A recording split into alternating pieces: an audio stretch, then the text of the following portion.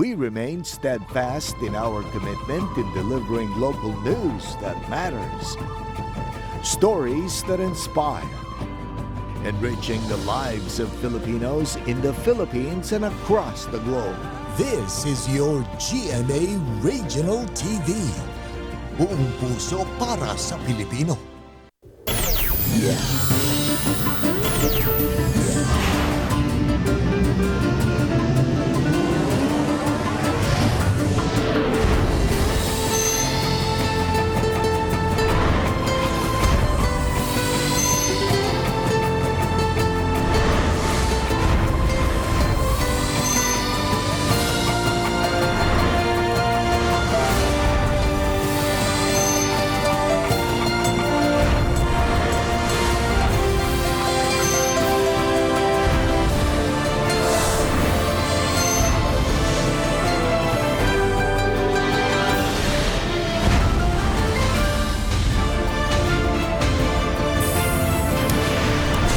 Kini ang GMA Regional TV Balitang Bisdak.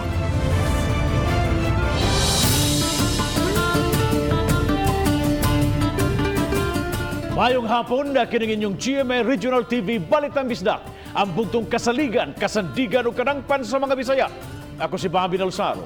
Nga maghatod sa labing dako ug mga nagunang balita nga mahinungdanon sa Central ug Eastern Visayas. Ako si Alan Domingo. Ako si Cecil Kibad Castro, live sa GMA Complex sa Dakbayan sa Sugbo.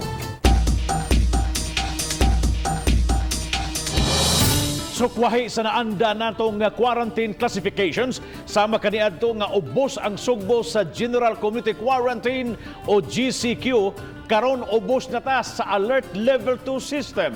Ang pagpatuman sa alert level gituki sa mga naglangkob sa EOC. Unsay kabag-uhan nga mahitabo niini atong sayran pinaagi sa report ni Nico Sereno. Ang pagpatuman sa alert level system mo'y gihisgutan sa tigom sa Emergency Operations Center o EOC kaganihang buntag. Ang Sugbo lakip na ang Mandaue City ug ubang mga dakbayan ubos na sa alert level 2. Naghulagway kini sa mga lugar nga menos ug nagkaubos ang pagpanakod sa mga kaso sa COVID-19, menos sab ang nagamit nga mga COVID hospital beds ug sa ICU. Gitugot na sab ang individual outdoor exercises sa tanang edad, madunay comorbidities o kaha nabakunahan o wala. Padayon gihapong idili ang casino, horse racing, cockfighting, lottery, betting shops ug ubang gaming establishment sa alert level 2, gawas lang kung itugot kini sa Interagency Task Force o sa buhatan sa presidente. Ang implementasyon shift gikan sa naandan nga community quarantine status nga ECQ ngadto sa MGCQ. Sa dakbayan sa Mandaue hatagan og premium ang mga fully vaccinated individuals aron makasud sa mga establishmento labi na sa indoors. Samtang ang wala na bakunahan o partially vaccinated mamahimo gihapon sa mga outdoor areas. Giving more privilege to those vaccinated people. I-lift na to ang liquor ban. I-lift ang liquor ban with the conditions nga dapat na business permit, na liquor and license to serve. And then dili gyapon pwede sa open areas, skillage daan. Sub-subsab ang himuon nga inspeksyon aron mapatuman ang health protocols. Kaning alert level 2 murag daghan-daghan gyud ang abli. Mas less restricted siya. That's why sa among meeting is maunto nga we will be focusing more on the enforcement and then i-augment na mo ang among monitoring sa mga business establishment. Samtang sa dakbayan sa Talisay giisip sa mayor nga welcome development kini ilabi na sa natad sa ekonomiya. Ugma magtagbo sila sa kapulisan ug ubang ahensya ug departamento aron paghanay sa guidelines sa maong mga establishmento. Pagsiguro nga dili kini mamahimong tinubdan pa sa mga takod sa COVID-19. Nanggawas ng mga matrix on social media kung siya allowed to open or not. Ang ako na lang is, ang ako i-meeting na lang yun nila is the proper implementation of these protocols. So muna yung klaruhon. Uban ni Godfrey Relien ug June Solon, Nico Sereno. Balitang Bisdak.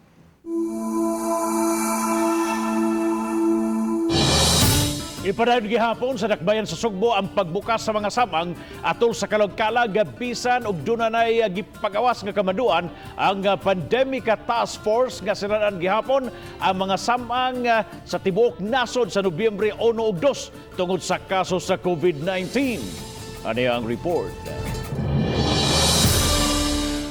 Sa gipagawas nga kamanduan sa IATF National, pasiradaan ang masamang gikan sa Oktubre 29 hangtod na sa Nobyembre 2 tungod kay ana gihapon ang hulga sa COVID-19.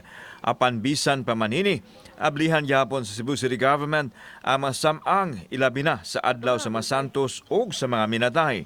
Kinagipadayak ni Acting Mayor Mike Rama kinsa anda mohatag og pagpasabot aron makumbinser ang mga national officials nga dawaton ang plano sa syudad. We wish the national government should see the light and DILG likewise.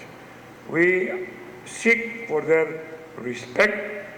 We are seeking for their understanding. Gipaniguro ni Rama ang kaduwa sa mga moduaw sa masamang tungod sa higpit nga pagpatuman sa health protocol diin kadto lang mga fully vaccinated ang tugutan sa 1 ug 2. Suportado kini sa Emergency Operations Center tungod kay makapadasig man kini sa mga taong magpabakuna. When the church proposed the guidelines nga only fully vaccinated individuals can get inside sa November 1 and November 2, we took that as an opportunity to incentivize vaccinated individual. At the same time, maka-augment po na sa atong drive for vaccination.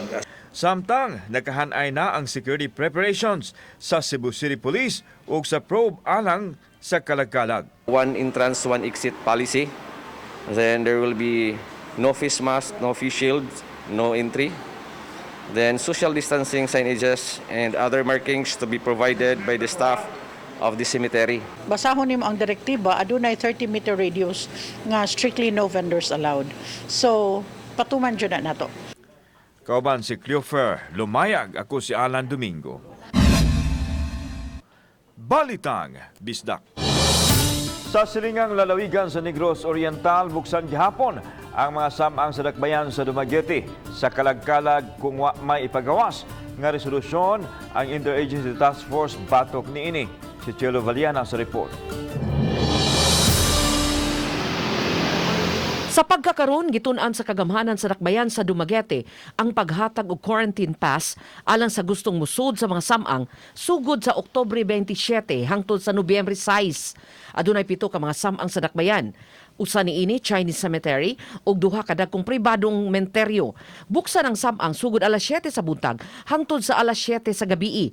Gipasabot ni Mayor Felipe Antonio Remolyo nga bukas man ang samang sa Nobyembre 1 ug 2 apan kadto lang makakuha og quarantine pass alang sa adlaw mismo sa mga santos o mga kalag ang tugutang makasud.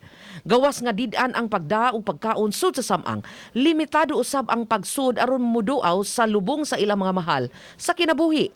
Tumong niini aron malikayan ang pagtapok-tapok ka posibleng hinungdan unya sa tinakdanay sa pagsaka pagbalik sa mga kaso sa COVID-19. Dinidiscourage natin yung lahat ng mga tao pupunta sa mga sementeryo sa November 1 and 2. Nirequest natin sila na 1 week before and 1 week after. Sa talaan sa local IATF, ang Dumaguete City aduna nalay 137 active cases. Gikan sa kinatibuk ang 3,662 cases. 102 ang nakalas samtang 2,423 ang nangaayo na.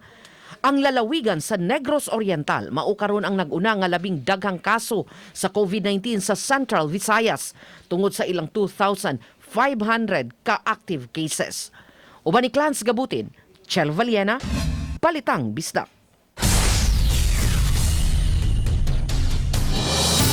Ani ay 53 anyos nga caretaker kinsa gikan sa paghulma sa mga hollow blocks hangtod na sa paghulma sa mga nitso karon giisip pagayud niya nga parte na sa ilang pamilya ang libuan ka mga minatay sa usa ka sementeryo sa Talisay City. Atong sayran ang iyang hanep buhay sa report ni Femery Dumabo. Siyam katuig na ang nilabay, nag-practice lang unta sa paghulma og hollow block si Manong Corsing Saison aron himuong panginabuhian. Apan sa dihang gitulo siya ni kanhi Mayor Sok Fernandez nga caretaker sa samang sa dakbayan hangtod na sa kasamtangang administrasyon. Ang paghimo na usab og mga nitso, siya nahimong lihiro. Siya gayang pamilya din hinausab magpuyo sa tugaran sa sementeryo. Apan matod ni Manong Corsing nga sukad wa siya kahadlok bisan kun halos kining libuan ka mga gilubong usa siya sa personal nga niatiman. Kayang iyang pag-atiman sa mga patay susama nga iyang kabanay. Iyang gisiguro nga limpyo ang palibot ug siya mismo modagkot sa mga gilubong nga wa nay ni duaw. Ang panaw sa dayo nang gipanglubong nako. Nga dili magkuan sa nang hibilin. Mara akong kuan ana. Ay mo ipulsuryaon dai sa nga. Nga Ginoo lay mag-igo na ako, Ginoo sa mag-igo nila. Pagitagaan lagi hapon ako sila bili. Kay kini bitang nanghabot ri mamuway mga tagtungod. Ako maningi gastuhan sila. Mas may ginang kuanon sad sila ba? Timanon sad. Muna malimpyo sad mi sila hang lugar para malipay pud sila. Gibati lang og kahadlok si Manong Corsing dihang may buwan nga kadaghanan siyang gilubong, COVID-19 suspect o COVID-related gyud ang kamatayon. Gani, kapin sa 300 ka mga gilubong dinhi, mato di Corsing, COVID-related ang namatyan. Primero na kong lubong, nag-PPM Pagkahuman ako tabon, buta ako ng pasirita ng gasolina, akong silaban. Pero na virus, mamatay. Nya ako, manghimasa ko klorin, pagkahuman, mag-alkohol. Mga patay man, apan matod sa banay ni Corsing, nga dako sila gikatabang kanila. Gani, aduna nausab sila gamayng tindahan ug nakapatungha sa upat nila ka mga anak. Mas dako pa man nato sila importansya kay espirituhanon magud sila. Manay ako ang pagbati nila. Tagaan sa kon lang may panglawas sa Ginoo. Uba ni Jun Sulon. Ako si Family Dumabok. Balitang Bisdak.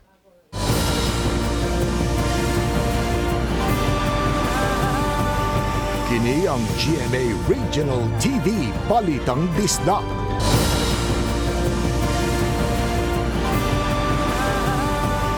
Kini ang GMA Regional TV Balitang Bisdak. Upat sa 12 ka mga tunghaan sa Central Visayas nga gitugutan sa Department of Health ug Department of Education National Office nga mamahimong pilot school sa limited face-to-face classes misibog. Adunay live report si Femari Dumabok. Fem.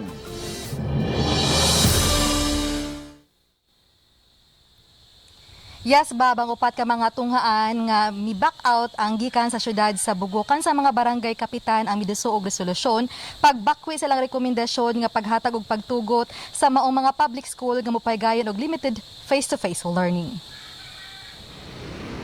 Kahinumduman nga sa ulahing bahin niadtong Setyembre ni pagawas og talaan ang Department of Education sa mga pilot schools alang sa limited face-to-face classes. 12 niini ang anaa sa Central Visayas.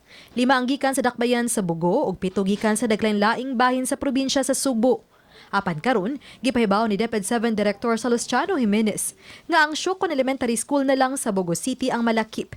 Tungod na sa increase of COVID and then naagyud kay nadawat nga resolution gikan sa barangay officials no nga dili lang isa sila. Padayon pa sa pagpangandam ang 8 ka mga public schools apan sa pagka-Nobyembre 15 kun adunay kaso sa COVID-19 sa mga dapit diin nahimutang ang mga public schools sa face-to-face learning. Tangtangon nila ang tunghaan sa listahan. Samtang gitugan ni Jimenez nga may dapit sa Negros Oriental nga mismo ang lungsod mooy mihangyo sa ilang uluhang buhatan nga tugutan ng 11 sa ilang eskwelahan nga malakip sa pilot testing. Duha usab ka lugar sa Bohol ang susama og hangyo. Bahala na lang bisag duha no gikan sa aning mga lugar kay aron at least naalang gyud experience po didto. Mao na ato ang tuyo ug tumong nga Negros atay duha baron then sa Bohol namatay duha. Isip hinahinay nga transition sa new normal. Ang DepEd 7 may paygayon og limited assessment sa mga tinun-an sa mga lugar nga minus ang kaso sa COVID-19. Pipila sa mga tinunan ang mag-abot sa dakong hawan nga lugar alang sa eksaminasyon. This will be sort of transition from the distance learning classroom situation.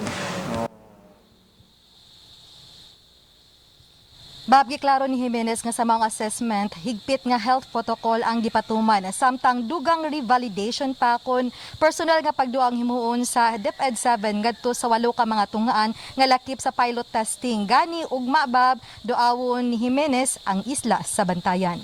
Bab? Dahil salamat, Fee Marie Dumabok sa imong live report.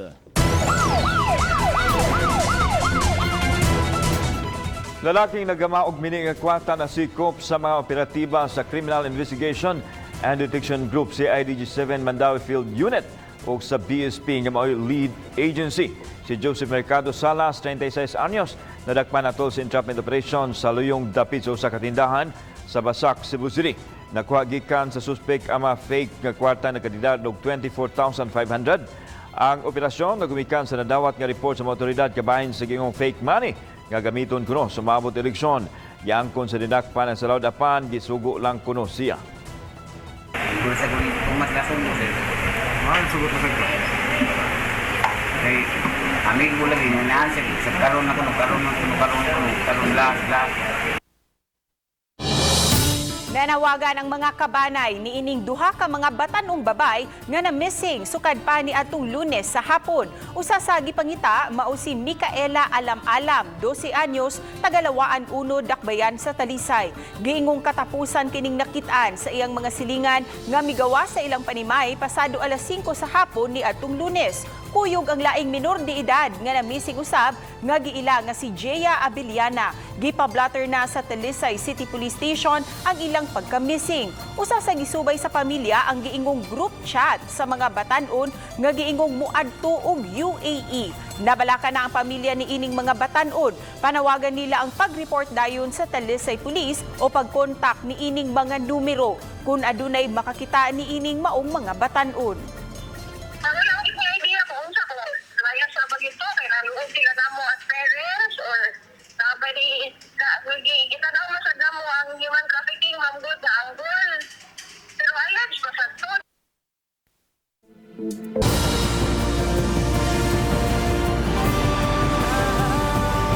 Kini ang GMA Regional TV Balitang Disda.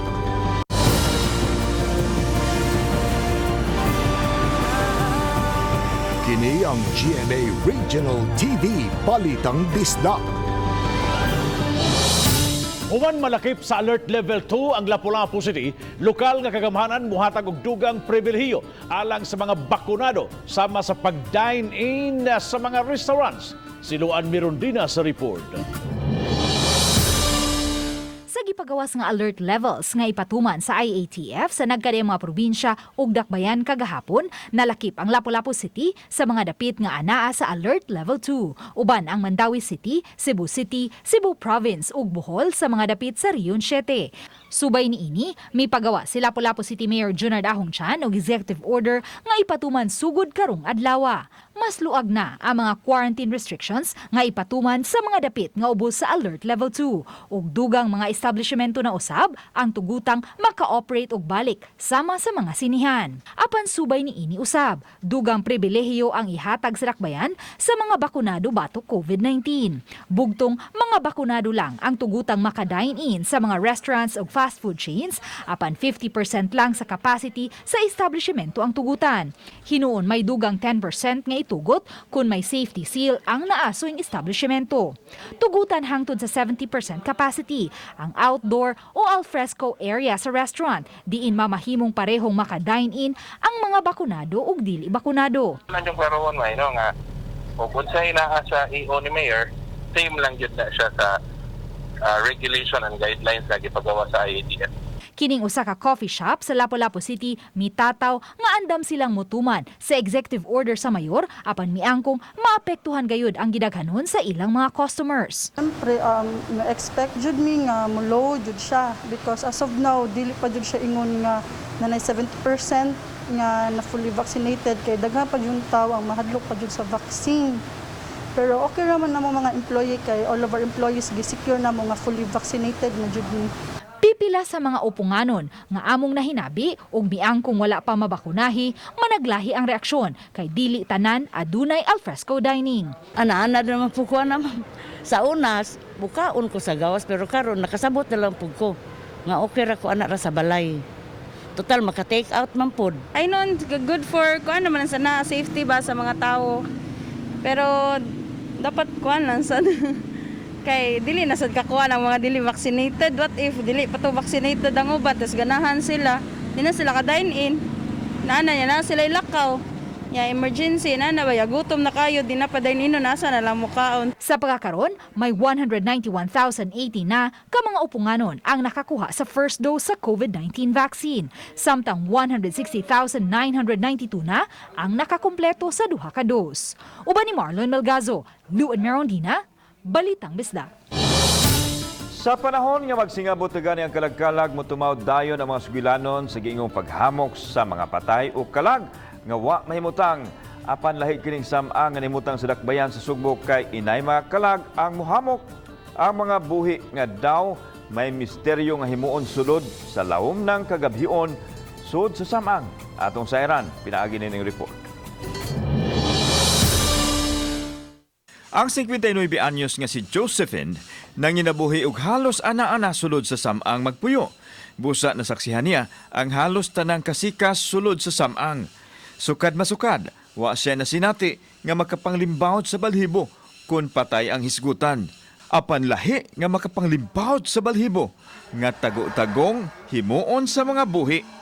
Kini ang mga taong kalitlang muliko sa samang aron sa sulod magpalabay sa lawas nung kalipay. Managuyab, ana, yun na, maghimo, yun na. At ilang himuon? Bata. Nganong nakabalo ka? Nalamakitan man. Lain-laing tao nga mohimo og milagro kuno sud sa samang nga wa gani igsapayan kun aduna bay mga tao nga gatan-aw kanila. Nahimo na kining blockbuster live show sa mga tao nga anaaw sab magpuyo sa samang ang mga busiro. Gani si Josephine miangkon nga apil siya sa manglili. Nganong diri man gisulod sa misteryo kuno? Ay, agad ka 199 diri way bayad. Libre. Libre, pasok. Apan mas nakapakugang ang ibutyang ni Josephine nga siya mismo kaniadto ang naghimo sa ingon kauban sa lalaking nahimo na niyang bana. Adunay gate ang samang. Apan doon ako nagagmayng kaagian sa mga mahilig sa biglang liko sa samang. Kauban si Cleofer Lumayag, ako si Alan Domingo. Balitang Bisdak. Pasado alas 6 kagirang buntag gitayog sa magnitude 4 nga linog ang probinsya sa Leyte. Apan matud sa Philippine Institute of Volcanology and Seismology, wala may namugnang danyos ang maong linog. Ang linog na batiyagan mga 12 kilometro sa amihanang sidlakan sa lungsod sa Albuera ug adunay giladmod nga 2 ka kilometros. Natala usab ang intensity 3 sa lungsod sa Abuyog, Baybay City ug lungsod sa Dulag sa Leyte. Intensity 2 sa Palo ug Hilongos, Leyte, samtang intensity 1 sa Sogod, Southern Leyte.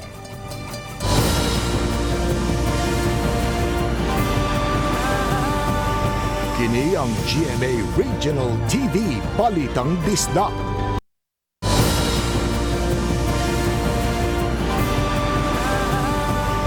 Kini ang GMA Regional TV Balitang Bisdak. Karong adlaw gihandom ay ka-77 kakatuig sa nabantog nga Leyte Landing. Tungod sa pandemya, limitado ang audience sa kasulugan. Mato ni Leyte Governor Leopoldo Dominico Pitilla nga maski sa nasinating pandemya, importante ang paghandom sa Leyte Golf Landing sa kitungod kay ang insidente mao'y nahimong turning point sa World War II. Gihimo ang commemorative program kaganang buntag sa MacArthur Landing Memorial Park. Why foreigner o national officials nga mitambong gani usalang ka-war veteran na ang gipatambong. Nang hinaut ang Mandawi City Government nga makasugod na sila sa pagpamakuna sa mga minor population sa edad nga di mulapas sa 18 anyos. Kinihuman na makabot na ang syudad ang usa sa mga requirements alang aniini. Ang report ni Nico Serino. Kapina sa 50% sa mga senior citizens sa Mandaue ang nabakunahan kontra COVID-19. Dunay gibanabanang 33,000 ka mga senior citizens sa syudad ug sobra sa katunga ang nabakunahan base sa verification nga gihimo sa dakbayan. Ang BOC records na to atong gi-call out, gi-review na to katong mga seniors nga na-appeal dito sa with comorbidities bitaw o katong mga katong to ang mga general population. Ang pagkabot ning maong ginaghanon, usa sa mga requirements nga gihatag, una pa kasugdan ang vaccination sa laing sektor sa katilingban. Ning higayuna sa mga minors o nag-edad 12 hangtod 17 anyos. Sa Mandaue, nagpadayon paghihapon ang master listing ning maong age group ug sa katapusan nga natala, kapin 18,000 na ang nalista. Mag-agad ta sa go signal sa DOH. After complying the requirement, we're expecting na tagahanta nila og go signal. But for now, wala. Not yet. Nagpaabot pa ang syudad sa lagda kabahin sa minor vaccination. Duna na sa idugang stock sa mga vaccines nga nadawat. Gitan-aw sab nga susamang vaccination site sab ang gamiton sa pamakuna sa mga batanon. Uban ni Godfrey Relien, Nico Sereno. Balitang Bisdak.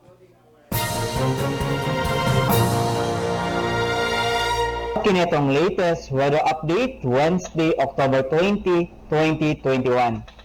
Ang northeasterly surface wind flow o hangin gikan sa amihanan silangan ang padayon nakaapekto sa may extreme northern zone. Og so far wala tayong monitor na low pressure area sulod sa atong Philippine Area of Responsibility. Ang weather conditions sa tibuok Visayas, Palawan kasama ng Kalayaan Islands ug ang Occidental Mindoro nakasinati na panagsama panganuron ngadto na sa madag-umo na kalangitan ug may mga patak-patak na mga pag-uwan ug kini mga localized na mga pagpanugdog og kilat. Padayon pa mag-monitor sa atong mag-i-issue ng mga thunderstorm advisories. Ug para sa atong mga dugang detalye, bisita atong mga official social media accounts. Kini si Jomar Clarino gikan diri sa Mactan, pada sa Visayas, DOST, mayong adlaw. Good news sa mga sidewalk vendors sa downtown ug uptown area sa Dakbayan sa Subo. Makabalik na sila sa ilang panginabuhian sugod karong adlaw apan kadtong mga fully vaccinated lang una ang giuna. Gikinahanglan usab nga anaa sa tungod sa poste ang ilang pwesto ug mutuman sa health protocol.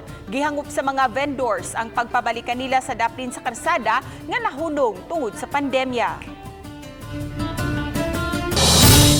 Mga tinugyanan sa Wisback Biopharma, nakikita kang Cebu City Mayor, Acting Mayor Mike Rama, kabahin sa gipahigayon clinical trial nini so sa kapribadong tambalanan din sa Dakbayan. Kinuman gimando ni Rama ang pagpahunong sa mong clinical trial. Gipadayag ni Rama nga wa mo pahibaw sa lokal kagamahanan ang Wisback sa ilang gihimo. Mahinungdanon matud ni Rama ang koordinasyon aron makahimo usab ang syudad ug mga lakang ugaling adunay motumaw nga panghitabo sa clinical trial. Samtang giklaro ni City Administrator Attorney Floro Casas Jr. nga wa may abot siyang buhatan ang giingong suwat gikan sa Biopharma kalabot sa ipahigayon nga clinical trial sa ilang bakuna. Sa akong office diri wala man sa gyud ko. I check sa mayor's office wala sila nakakuan, wala sila nakadawat og any kuan. Gipaubos usab sa alert level 2 ang probinsya sa Bohol sugod karong adlaw hangtod sa Oktubre 31. Apil ang Bohol sa 13 ka probinsya ug 5 ka mga syudad sa alert level system. Matod ni Presidential Spokesperson Harry Roque, ang alert level system gigamit human maobserbahe ang pag-ubos sa mga kaso sa COVID o pagtaas sa vaccination rates. Sa alert level 2, daghang establishmento ang bukas sama sa mga karaoke bar, sinihan, contact sports gyms ug playgrounds. Miuso usab ang kaso sa COVID-19 sa Bohol. Sa data gahapon sa BIATF, dunay 561 ka mga active cases ang lalawigan, 534 ang namatay ug sa kinadugan maabot na sa 19,342 ang total infection sa lalawigan sa Bohol. Padayon karon karon ang subsub nga clearing operation sa kadalanan pagsiguro nga walay makaali ni ini. Ang mga sakop sa Hudo Demolition Team sa Mandawi City lakip usab sa nagmonitor sa kadalanan kung wala ba'y mibabag sa agianan. Regular ang ilang paglibot sa kabarangayan pagsiguro nga natuman kini. Abagan usab sila sa City Enforcement Unit nga maugayoy nagmonitor sa compliance sa road clearing mandate. Aron masiguro nga mupatuman og mga health and safety protocols ang mga commercial establishments sa Lapu-Lapu City, mopahigayon og random inspection sunod semana ang lokal nga kagamhanan. Ang inspection team langkuban sa Business Permit and Licensing Office staff, Lapu-Lapu Police, BFP ug DILG. Ang mga establishmento nga makatuman hatagan og safety seal apan ang mapakya sa pagtuman sa executive order minusan ang capacity sa mga customers nga makasud. Gawas sa iyang pagkaanak sa kanhi beauty queen o pagkagwapa ni kulit na usab og pangalan si Sofia Frank sa iyang pagka-figure skater. Ilalahon siya sa kauban natong si sports caster Martin Javier sa Sports Synergy. Hello sa inyong lahat mga ka-sports. Ang kasama natin today ay isa sa mga pambato natin pagdating sa figure skating. Nandito, i-welcome natin ang world-class athlete na si Sofia Frank. Hello Sofia, how are you? Hi, I'm good. Thank you for having me. All right, Sofia, this is how we'll do it. We'll give you a few words and you tell us the significance and importance of those words in your life and in your career. Are you game with that? Yes, yes. All right, let's start with the tournament that you recently joined, Nebelhorn. What do you think about that? An amazing opportunity, an amazing competition. I've had a lot of learning experiences being in Germany, so it was such an amazing event to compete at for it being my first international. It's your first international tournament. You mentioned the learnings already. Now, our next word here is Olympics. Given those learnings, what do you think you need to do to be able to get to that level, to finally qualify for the Olympics? Yes. I think the more experience I have, with these upcoming international competitions, I think just the more experience I have, the better everything will come through better. So I think if I just keep going with what I'm doing and, have more experience, everything will play together. Well, you're very young. You have a full career ahead of you, but you'll be representing the Philippines many times in major tournaments. What do you think about that? What do you think of, representing the Philippines in all of those international tournaments? Because our last word here is represent. Yes. Everybody has been so kind with everything that's been going on, even though, I didn't, skate my best as I wanted to. Everybody's been giving me such kind words and a lot of support. And I feel very honored to be representing such an amazing country. So thank you to everybody. Oh, thank you, Sofia. There you go. That is the final buzzer, Sofia Frank. Thank you so much for joining us here on the show. Salamat. Thank you. There you go, mga kapuso. Ayan po si Sofia Frank dito lang sa Sports Synergy. Dahil salamat sa mga kapuso nato apil na sa gawa sa nasod nga nagkisayod sa mga dagko ug mga nagunang balita sa rehiyon. Ako si Alan Domingo. Ugi ka namong tanan dinhi sa Central ug Eastern Visayas. Ako si Cecil Kibod Castro. Ang inyong balita, ang among balita kay matag lokal nga balita mahinungdanon. Kining inyong GMA Regional TV Balitang Bisdak. Buong puso para sa Pilipino. Ako si Bambi Dalsaro. Og 66 kaadlaw na lang sa dili pang Pasko. Mayong hapon mga kapuso.